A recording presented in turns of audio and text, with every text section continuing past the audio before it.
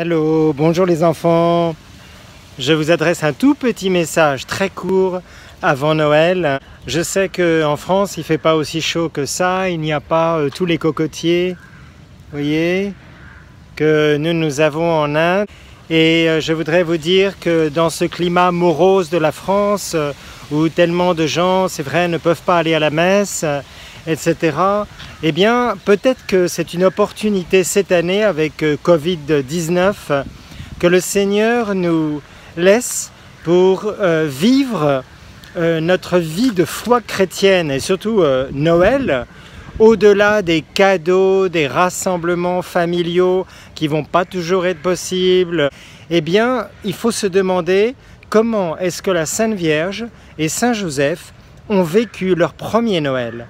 Parce que c'est peut-être là que nous redécouvrons la vérité de Noël, dans la pauvreté totale. Parce que honnêtement, depuis toutes ces années où nous avons vécu les fêtes de Noël, est-ce qu'il n'y avait pas, par rapport à ce que Marie et Joseph ont vécu, beaucoup de choses en trop?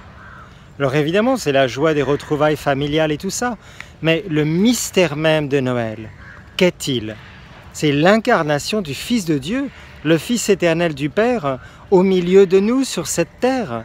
Eh bien, on comprend que la Sainte Vierge et Saint Joseph aient eu au moins la joie, même s'ils n'avaient aucune place pour eux. Marie était enceinte de 9 mois, ils n'avaient pas d'argent, et donc voilà, ils ont trouvé refuge dans une pauvre étable.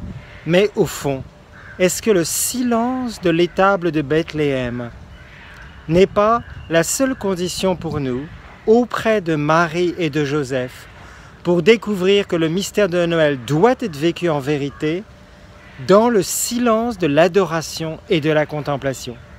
Alors voilà, c'est tout ce que je vous dis, mais ne nous chagrinons pas parce qu'on ne peut pas se rassembler partout, faire du shopping, aller acheter tous ces cadeaux, etc. Peut-être laissons tout ça tomber et retrouvons-nous dans notre famille, auprès de la crèche, en lisant la parole de Dieu tous les jours pour se préparer à Noël. Les textes de la parole de Dieu sont tellement riches. Voilà, allez, à bientôt et en union de prière avec tous.